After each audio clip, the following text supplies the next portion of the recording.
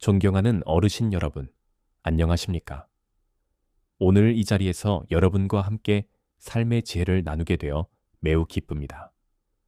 우리는 살면서 수많은 희로애락을 겪고 특히 노년기에 접어들면서는 지나온 삶을 돌아보고 앞으로의 삶을 어떻게 살아갈 것인가에 대한 깊은 사유의 시간을 갖게 됩니다.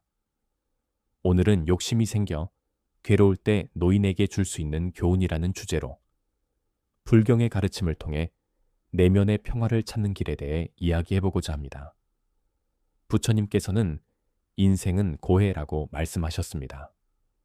고해란 온갖 괴로움과 심한 고통이 모두 통틀어진 말로 삶이 결코 만만치 않음을 의미합니다.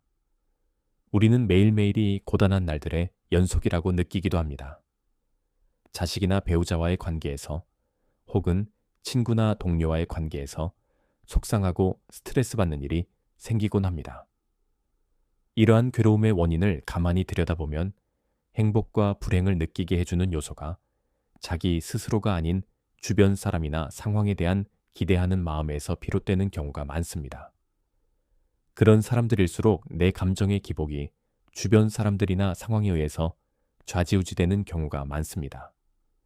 우리는 흔히 행복하려면 모든 것이 내 뜻대로 이루어져야 한다고 생각합니다. 하지만 세상은 내가 원하는 대로 모든 것이 이루어질 수 있는 곳이 아닙니다. 그러니 현실을 들여다보면 내가 원하는 것이 이루어지면 잠시 행복하고 이루어지지 않으면 괴로워하는 상황이 반복되고 있습니다.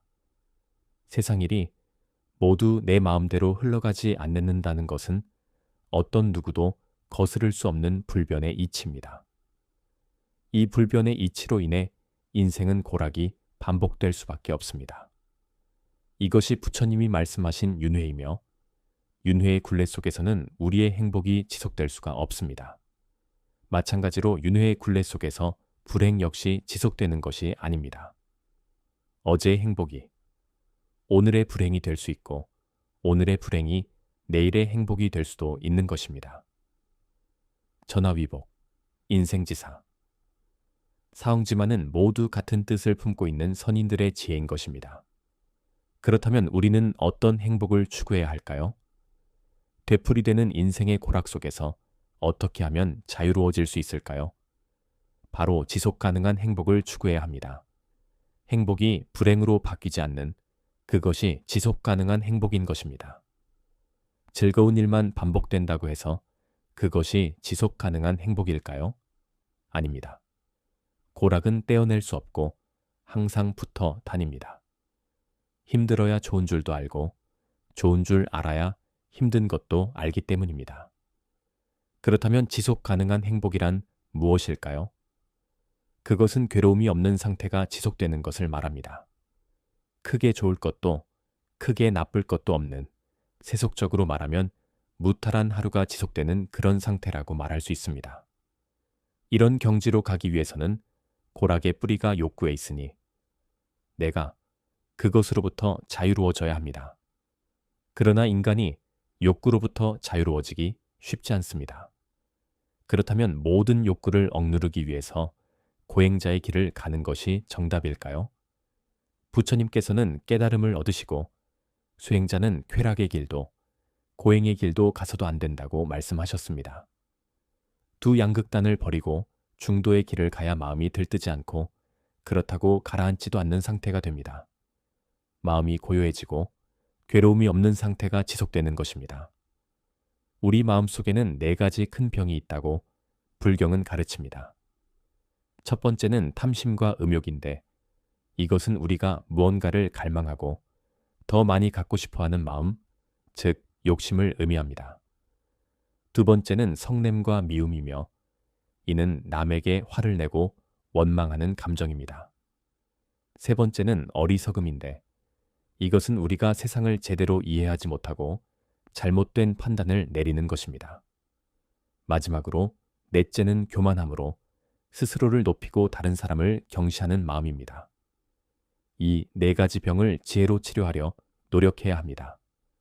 마음이 어지러우면 마치 심한 병에 걸린 것처럼 편안함을 잃게 되고 이런 마음은 어떤 일도 견디기 힘듭니다. 그러므로 우리는 마음을 진정시키고 듣고 사유하고 관찰해야 합니다. 마치 물이 새는 그릇에 물을 채울 수 없듯이 어지러운 마음에는 진정한 평화가 찾아오지 않습니다. 사람들은 무언가를 얻기 전에는 얻기를 바라고 얻고 나면 잃을까봐 두려워합니다. 많은 이가 번뇌하는 이유는 일상생활에 만족하지 못하고 자신이 있는 이곳, 이 자리를 좋아하지 않기 때문입니다. 많은 사람들이 초조해하는 것은 이 순간 이 자리에 있지만 그 순간과 그 자리에서 편안히 머물지 못하기 때문입니다. 또한 우리는 자주 다른 사람들의 삶과 비교하며 살아갑니다. 해와 달은 서로 비교하는 법이 없다. 그들은 단지 그들의 시간대에서 빛나고 있을 뿐이라는 가르침처럼 우리가 더 키가 큰지, 더 똑똑한지, 더 부자인지, 견줄 만한 상대가 있을 때만 나를 느끼고 맛볼 수 있었다고 생각하기에 홀로 있을 때는 아무 가치가 없다고 느끼는 것입니다.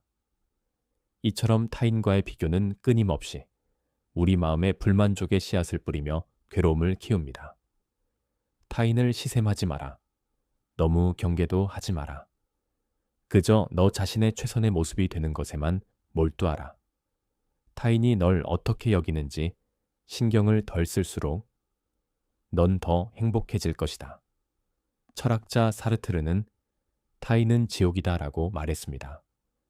우리는 아마도 이 말을 타인과의 관계가 지옥 같다는 뜻으로 알고 있을 것입니다.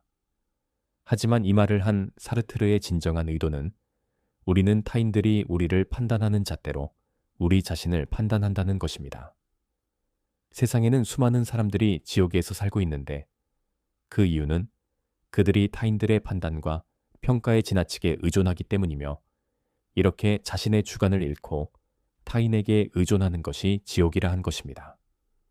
그리고 평판에 대해 걱정하면서 또 스스로 바꿀 의지도 없는 행동에 대해 걱정하면서 사는 건 죽은 채로 사는 것이며 살아있다면 바꾸라고 우리는 지옥을 깨고 나올 자유가 있다고 했습니다. 우리 마음은 우리를 현명하게도 할 수 있고 어리석게도 할 수 있습니다. 심지어 아라한이 되게도 하고 천신이 되게도 하며 사람이 되게도 하고 동물이 되게도 합니다. 심지어 지옥에 빠지게도 하고 귀신이 되게도 합니다. 이 모든 형상은 우리 마음이 만들어내는 것입니다. 꿈에서 보는 모든 것이 우리 마음의 분별에서 시작되듯 마음은 그릇 속의 물과 같고 모든 것은 그 물에 비친 그림자와 같습니다. 마음은 마법 같고 모든 것은 마법으로 만든 것과 같습니다. 우리가 골짜기에서 메아리를 듣듯 우리 마음의 생각에 따라 부처님을 볼 수 있습니다. 이 모든 것이 마음에서 비롯된 것임을 알아야 합니다. 마음은 모든 법의 근본입니다. 마음이 주인이 되어 모든 것을 지배합니다. 마음속에서 악한 생각을 하고 그대로 행동하면 그 괴로움은 바퀴가 자국을 따라가듯 따라오고 선한 생각을 하고 그대로 행동하면 선한 결과는 그림자가 형체를 따르듯 따라옵니다. 우리의 괴로움은 남이 나를 괴롭게 하는 것이 아니라 내 생각이 나를 괴롭게 할 뿐입니다. 사람들은 눈에 안 보이는 스스로 만든 감옥 속에 살고 있습니다. 문이 열려 있는데도 밖으로 나가지 못하고 자기 마음속에 갇혀 사는 것이지요. 가장 고통스러운 것이 이렇게 자신의 생각에 속는 것입니다. 정신적으로 강하다는 것은 감정을 내가 다스릴 줄 안다는 것입니다. 정신이 강하다는 말은 내 마음이 건강하다는 뜻입니다. 내 마음이 건강하기 거친 감정에 휘둘리지 않음을 말하며 매 순간 내 안에서 일어나는 감정에 휘둘리지 않아 내 안의 번뇌가 사라지는 것, 그것이 부처입니다. 내면의 고요한 상태를 유지하여 정신적으로 건강한 상태가 바로 인격이 성숙한 것이고 그것이 주체성이 온전한 독립이며 자유인 것입니다. 따라서 우리는 불취외상, 자신반조, 즉 바깥 모양을 취하지 말고 스스로의 마음을 비추어 보라는 가르침을 따라야 합니다. 밖에서 찾지 말고 자신의 마음을 돌이켜보라는 뜻입니다. 마음을 보고 마음을 바꾸면 바깥 세상이 다르게 보이는 경우가 많습니다. 욕심으로 인한 괴로움에서 벗어나기 위해 우리는 어떻게 해야 할까요? 욕구가 일어날 때 우리는 그것이 일어났음을 알아차리는 훈련을 해야 합니다. 욕구가 일어나면 행하기 전에 잠시 멈추십시오. 욕구가 일어남을 알아차려 그 욕구를 따라가면 과보가 생길 수 있음을 인식해 따라가지 않도록 주의를 기울여야 합니다. 오래전 중국의 엄양존자 불리우는 스님이 하루는 조주 스님에게 물었습니다. 모든 것을 버리고 한 물건도 가져오지 않을 때는 어찌해야 합니까? 조주 스님은 내려놓아라 하고 대답했습니다. 이 말씀을 들은 엄양존자는 도대체 무엇을 내려놓아야 하는 것인지 이해할 수가 없었습니다. 그래서 그는 다시 물었습니다. 한 물건도 가지고 오지 않았는데 무엇을 내려놓으라는 말입니까? 그러자 조주 스님은 그렇다면 도로 짊어지고 가게 하고 대답했고 엄양존자는 크게 깨쳤다고 합니다. 방아착하라는 것은 내려놓으란 뜻입니다. 방아착이란 손안에 물건을 쥐고 있다가 그냥 떨어뜨려 손안에 아무것도 남기지 않는 것, 모든 것을 다 비워버리고 아무것도 남기지 않는 것을 말합니다. 그런데 그런 방아착을 할 수 없다면 내가 가지고 온 그 업보를 도로 짊어지고 가라는 말인 것입니다. 집착하는 마음을 내려놓고 짓눌린 삶의 무게에서 벗어나십시오. 집착하는 마음을 내려놓으면 누구나 자유인이 됩니다. 내려놓아야 우리의 마음은 쉴 수가 있습니다. 잡아서 버겁고 무거운 마음을 놓음으로 가볍게 만들 수 있습니다. 또한 얻으려고 했으면 결코 얻지 못한다. 마침내 욕심 없는 상태에서 비로소 얻게 된다는 가르침도 있습니다. 사실 어둠이라는 개념 자체가 사라지고 지극한 평화가 찾아온다는 것입니다. 고통은 당신을 붙잡고 있는 것이 아니라 당신이 그 고통을 붙잡고 있는 것입니다. 살면서 힘든 일, 슬픈 일이 왜 없을까마는 이러한 고통은 시간이 지나면 사라지기 마련인데 자신이 고통을 붙잡고 있어 스스로를 괴롭히는 경우가 더 많다는 것을 명심해야 합니다. 우리 삶에는 피할 수 없는 7가지 사실이 있습니다. 첫 번째는 태어남이요. 두 번째는 늙음이며, 셋째는 병들며, 넷째는 죽음입니다. 다섯째는 죄이고, 여섯째는 복이며, 일곱째는 인연입니다. 이 7가지 일은 우리가 아무리 피하려 해도 마음대로 되지 않는 것들입니다. 이러한 현실을 받아들이고 이해하는 것이 수행의 시작점입니다. 우리의 삶에서 불가피한 이 7가지 조건을 통해 우리는 더욱 깊이 있는 깨달음과 평화를 추구할 수 있습니다. 인연은 물처럼 보아야 합니다. 헤어지기 마련이고 변하기 마련이고 없어지기 마련입니다. 세상 어디를 가더라도 겸허히 받아들이고 떠나가는 사람에게 너무 아쉬워하지 말고 다가오는 사람의 유혹에 너무 마음을 주어서는 안 됩니다. 인연 따라 물 흐르듯 흘러가도록 두어야 합니다. 인연에는 좋은 인연, 나쁜 인연이 따로 없습니다. 주어진 인연을 어떻게 받아들이느냐에 따라서 좋은 인연이 되기도 하고 나쁜 인연이 되기도 합니다. 인연이 좋게 되고 나쁘게 되는 것은 내가 하는 것이지 상대가 하는 것이 아닙니다. 상대에 대해 바라는 마음이 생기고 기대하는 마음이 생기니 내가 원하는 대로 되지 않았을 때 괴로운 것입니다. 나를 행복하게 하려면 바라는 마음을 내려놓아야 합니다. 생각을 놓으면 내가 괴롭지 않게 됩니다. 굳이 그 사람에게 다가가서 사귀려고 할 필요도 없고 그 사람을 굳이 회피하려고 할 필요도 없습니다. 그 사람을 내 마음에 맞게 고치려고 하지 말고 그냥 있는 그대로 인정하십시오.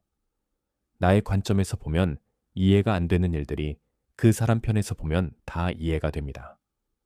그런데 어차피 이런 사람과 만날 수밖에 없는 인연이라면 이 사람을 인정해야 합니다. 그러지 않고 싫어하면 나만 괴로워지는 것입니다. 입장을 바꾸어 보아서 그럴 만도 하겠다는 생각이 들면 마음의 섭섭함도 없어지고 화도 없어지게 됩니다.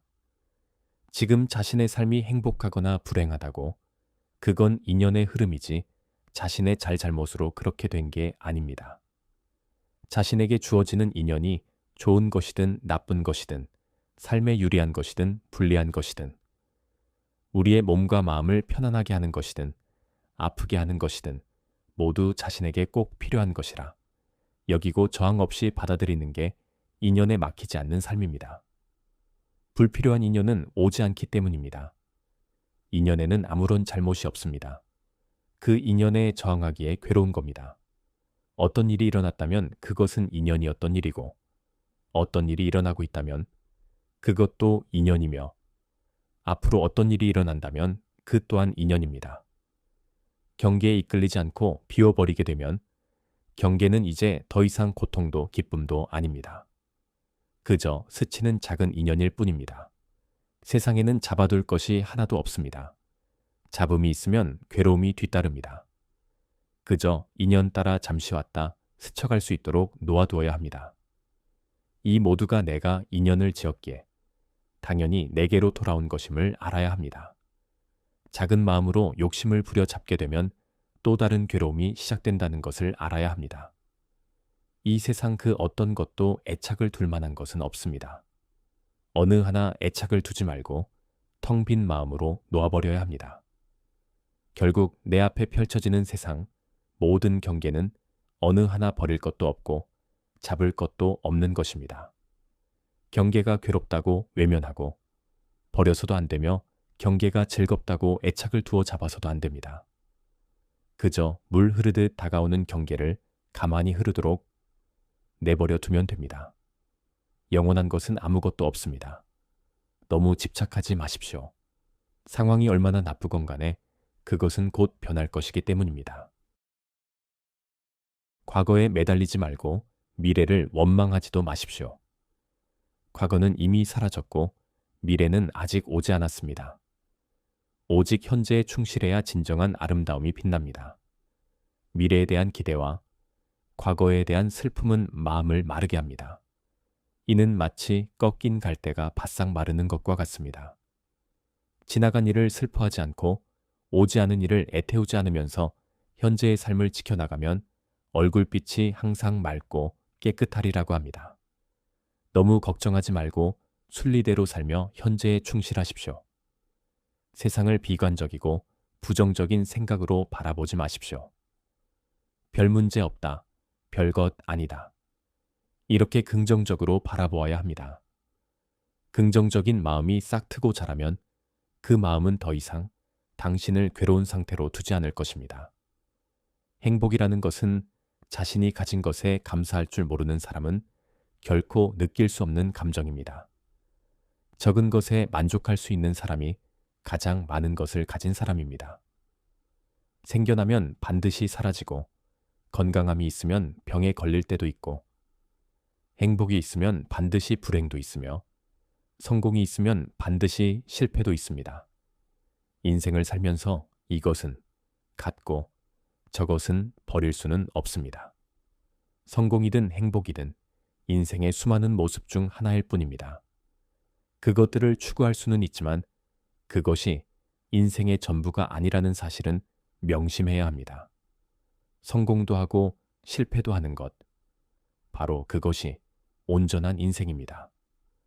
그러므로 지금 겪고 있는 모든 상황을 온전히 받아들이고 누려야 합니다.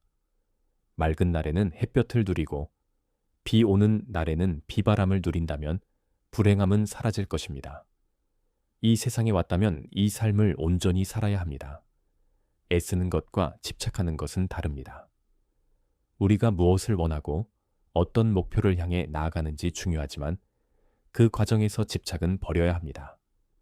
노력하고 애쓰는 것은 훌륭한 가치입니다. 그러나 우리는 그 노력과 애씀에 너무 집착해서는 안 됩니다. 집착은 우리를 구속하고 불안과 부담을 초래할 수 있습니다. 대신에 우리는 마치 꽃이 향기를 풍기면서 자연스럽게 피어나듯이 마치 물결이 자유롭게 밀려오면서 아름다운 조각을 만들어내듯이 불확실한 삶의 흐름에 맞춰 나아가면서 우리만의 아름다움을 창출할 수 있어야 합니다. 그렇게 노력과 애쓰기도 자연스럽게 이루어져야 합니다. 애쓰지 않는다는 것은 단지 게으름이나 태만을 뜻하지는 않습니다. 오히려 우리는 자연스럽게 흐름에 맞춰가면서 마음의 평정과 균형을 유지하고 삶의 목표를 달성하는 데 필요한 적절한 노력과 열정을 가질 수 있습니다. 그러나 우리가 결과에 과도하게 집착한다면 평온과 만족은 느끼지 못할지도 모릅니다. 애쓰지 않고 흐름에 맡기는 것은 인생의 여정에서 중요한 것입니다. 이것은 노력을 게을리하는 것이 아니라 노력을 바른 방향으로 흐르게 두는 것입니다. 허무함과 소외감에 시달리지 않으며 현재의 순간을 받아들이고 존중하는 것이며 과거의 후회나 미래의 걱정에 시간을 낭비하지 않는 것이며 현재의 순간을 최선의 노력으로 만들어가는 것입니다. 우리는 주어진 시간 동안 최선을 다할 뿐 그 결과에 과도한 헌신을 기대하지 않아야 합니다. 너무 잘하려고 애쓰지 않아도 됩니다. 한계에 다다랐다고 보내는 신호를 애써 무시하지 마십시오. 최선을 다한 나를 칭찬해주고 보듬어주고 껴안아야 합니다. 우리는 애쓰되 집착하지 않으며 삶의 흐름에 따라 조용히 흘러가며 내면의 평정을 유지해야 합니다. 이를 통해 우리는 삶의 목표를 달성하고 행복과 만족을 찾을 수 있을 것입니다.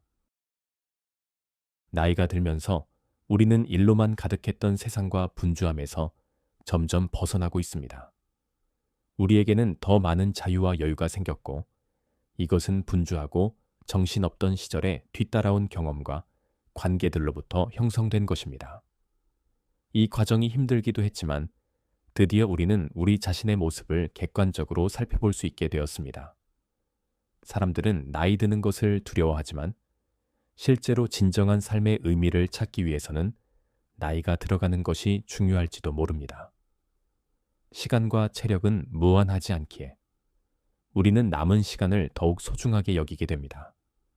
시간이 무한하지 않음을 깨닫게 되면 진정으로 중요한 것이 무엇인지를 확실히 알게 되고 그것에 집중할 수 있습니다.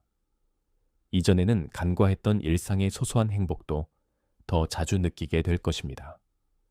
진정한 나로서 진정한 삶을 살며 감사와 사랑으로 가득한 환경에서 새로운 인생을 시작하게 될 것입니다. 정신적 성장과 완성은 나이가 들어갈수록 이루어집니다. 이제 우리는 더 어른스러운 선택과 행동을 취할 때입니다. 이때 중요한 것은 바로 정체성입니다. 사람으로 태어나 의미 있는 삶을 살기 위해서는 반드시 자기 정체성이 분명해야 합니다. 사전적 의미로 정체성은 변하지 않는 존재의 본질을 깨닫는 성질 또는 그런 성질을 가진 독립적 존재라는 뜻입니다. 사람은 의식적이든 무의식적이든 자신에 관해서 규정하고 범주를 정하면서 나름대로 자아상을 확립합니다. 나는 누구인가? 나는 무엇이 되고 싶은가 같은 질문을 자신에게 던지고 이에 대한 답을 찾아가야 합니다. 정체성에는 옳고 그름이 없습니다. 정체성이 확고한 사람은 일시적이고 표면적인 찬사와 비난에 휘둘리지 않고 자신의 길을 나아갑니다. 불교의 가르침 중 천상천하 유아독존이라는 말이 있습니다. 이 성어는 독선적이고 자부심 가득한 태도를 표현하는 데 사용되곤 하지만 이 말을 잘못 이해해 나만 존귀하고 남은 비천하다는 의미로 생각할 수도 있습니다. 그러나 불교에서의 천상천하 유아독존은 우리 스스로가 세상에서 가장 존귀한 생명이라는 사실을 알려주는 가르침입니다. 신들의 세계와 인간의 세계를 통틀어서 자신의 존재보다 더 소중한 것은 없다라는 선언인 셈입니다. 이 말은 다른 사람들에게 의지하지 않고 독립적으로 행동하거나 생각하는 것을 나타냅니다. 즉, 자기 의견이나 행동을 중요하게 생각하며 독립적인 자세를 가지고 있다는 뜻입니다. 많은 사람들이 자아를 잃고 살고 있습니다. 자기 자신은 없고 다른 사람이나 일이 우선입니다. 돈과 쾌락에 사로잡힌 채 살아가기도 하고 권력만을 추구하기도 하면서 자아를 잃고 방황하고 있는 것입니다. 우리는 스스로를 찾아야 하며 자아의 존엄성을 회복해야 합니다. 그런 길로 가야 한다는 것이 바로 천상천하 유아독존의 의미인 것입니다. 돈, 지위와 권력에 얽매이지 말고 스스로를 늘 행복하게 만들어야 하는 것이 천상천하 유아독존의 참 뜻이기도 합니다. 자기 자신이 그 무엇보다 가장 소중하기 때문입니다. 그렇게 자신의 삶에 충실할 때 스스로가 자기 삶의 주인이 될 수 있는 것입니다. 내 삶의 진짜 주인은 바로 나인 셈입니다. 자기야말로 자기의 주인이니 그 어떤 누구라도 그대의 주인이 될 수 없습니다. 자기 자신은 자신을 주인으로 하며 자기 자신 이외에 주인이 따로 없습니다. 장수가 말을 잘 다루는 것처럼 자기 자신을 잘 다루어야 한다고 합니다. 노년에는 어쩔 수 없이 고독한 상황이 찾아올 수밖에 없습니다. 어차피 세상 모든 것은 영원하지 않습니다. 부모, 자식, 친구와의 관계도 영원할 수 없습니다. 고독은 혼자 있는 고통이 아니라 혼자 있는 즐거움이 될 수 있습니다. 혼자일 때도 존재하는 외로움을 극복하기 위해 타인이나 외부에 의존하려고 한다면 우리는 우리가 원하는 삶에서 멀어지게 됩니다. 다른 사람이 나의 외로움을 채워주거나 나의 삶의 질을 높여주지는 않습니다. 진짜 나로 살고 싶다면 세상과 약간의 거리를 둘 필요가 있습니다. 그렇다고 마음의 문을 닫고 혼자 지내라는 뜻이 아닙니다. 꼭 모든 순간을 누군가와 함께하며 이야기를 나누어야 하는 건 아니라는 것입니다. 혼자 있는 게 좋으면 그냥 혼자 있으면 되고 고독을 느끼고 싶으면 그냥 고독하면 됩니다. 누군가 곁에 없는 것이 외로움이라면 많은 이들이 항상 고통 속에 살아가야 하는 것이 아닌가 하는 생각을 해봅니다. 외로움은 결국 외부에서부터 해결될 수 있는 문제는 아닌 것입니다. 혼자 지낼 줄 아는 것은 특별한 능력입니다. 이를 배우지 못하면 우리는 다른 사람을 괴롭히게 되고 복잡한 관계에 시달리고 집착하게 됩니다. 홀로 있을 때 우리는 우리가 원하는 대로 행동할 수 있습니다.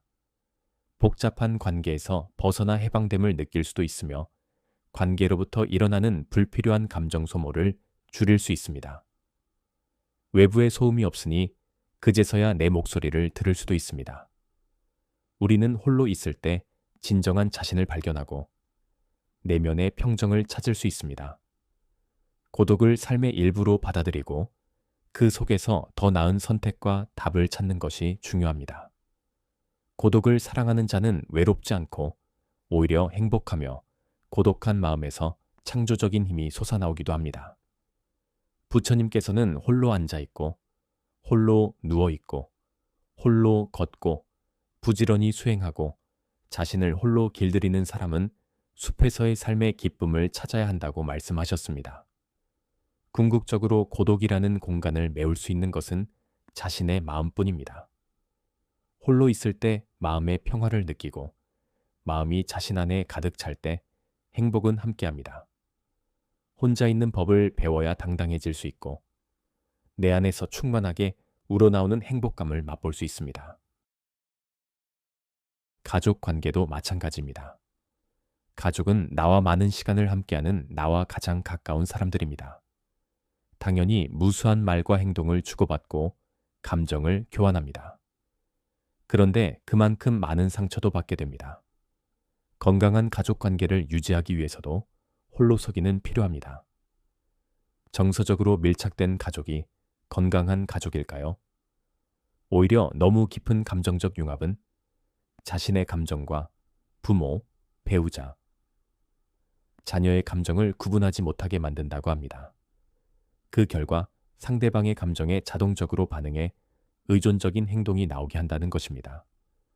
사실 너무 밀착된 가족 내에서는 다른 사람의 감정을 이해하기보다는 자신의 감정과 욕구를 투사하는 일이 더 빈번하게 일어나기 때문에 상대방은 물론이고 자신도 더욱 불안해질 뿐입니다.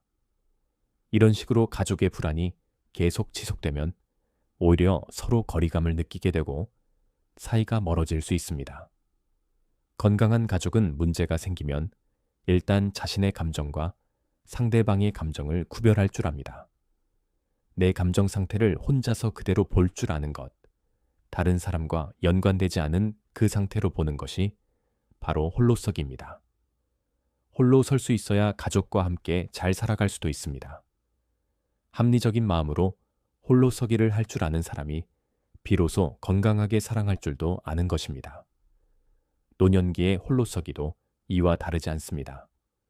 예전에는 자식들의 보살핌 속에 떠받들고 존경받으며 여생을 보내는 노인을 다복한 노인이라고 했습니다. 지금 노년의 행복 기준은 많이 달라지고 있습니다. 스스로의 행복한 삶을 영위하는 노인을 행복한 노인이라고 말합니다. 노년의 품격을 잘 유지하는 일도 홀로서기를 잘하느냐 못하느냐에 달려 있습니다. 홀로서기 의지와 능력은 이 시대의 정신이고 노후를 대비하는 일입니다. 부정적인 노인의 이미지를 벗어나는 일은 자신의 노력에 달려 있을 뿐입니다. 진흙탕 속에서도 연꽃은 피어납니다. 꽃과 잎은 위를 향하며 진흙과 물을 튕겨내는 성질을 지니고 있습니다. 자신의 주위가 얼마나 더럽던 개의치 않고 깨끗하게 피어납니다. 불교 성전에는 연꽃이 지닌 의미를 잘 설명하고 있습니다. 세속에서 물러나 청정한 행을 닦는 수행자는 마음에서 멀리 떨어진 곳을 즐겨 찾는다. 그가 생존의 영역 속에 자기를 드러내지 않는다면 그것은 그에게 어울리는 일이다. 성인은 아무 것에도 매이지 않고 사랑하거나 미워하지 않는다. 또 슬픔도 인색함도 그를 더럽히지 못한다. 이럴테면 연꽃잎에 물방울이 묻지 않듯이 성인은 보고 배우고 사색한 어떤 것에도 더럽혀지지 않는다는 가르침입니다. 연꽃은 더러운 진흙, 연못에서 자라지만 더러움에 물들지 않고 맑은 잎을 유지하는 청결하고 고귀한 식물입니다. 홀로 선다는 것은 마음을 튼튼히 하여 흔들리지 않고 물들지 않으며 자유롭고 능숙한 마음을 갖는다는 것입니다. 홀로 선다는 것은 연꽃과 다름이 없어 보입니다. 연꽃의 지혜를 본받아 우리도 욕심과 번뇌에 물들지 않고 고고하게 자신의 노년을 살아갈 수 있습니다. 사랑하는 어르신 여러분, 오늘 우리는 욕심이 괴로움의 근원임을 이해하고 그 욕심으로부터 자유로워지기 위한 여러 가지 지혜를 살펴보았습니다. 욕구가 일어날 때마다 알아차리고 내려놓는 연습, 인연의 흐름을 겸허히 받아들이는 마음, 그리고 현재에 충실하며 감사와 만족을 찾는 태도가 바로 그 길입니다. 나이가 들어감은 진정한 삶의 의미를 찾고 자신의 정체성을 확고히 할 수 있는 소중한 기회입니다. 홀로 설 수 있는 능력을 키워 타인의 시선이나 외부의 조건에 흔들리지 않는 내면의 평화를 찾아야 합니다. 과거는 과거일 뿐 지나간 일은 지난 일로 두십시오. 폭풍을 진정시키려 하지 말고 나 자신을 진정시키면 폭풍은 지나가게 되어 있습니다. 영원한 것은 아무것도 없으니 너무 집착하지 마십시오. 상황이 아무리 나쁘더라도 그것은 곧 변할 것이기 때문입니다. 부처님께서는 너의 마음이 밝으면 해가 뜨고 너의 마음이 접으면 달도 진다고 하셨습니다. 우리 안에는 스스로를 행복하게 만들 수 있는 무한한 힘이 있습니다. 이 힘을 믿고 오늘 나눈 지혜들을 가슴에 새겨 욕심 없는 평화롭고 존엄한 노년을 아름답게 꽃 피우시길 진심으로 기원합니다. 경청해 주셔서 감사합니다.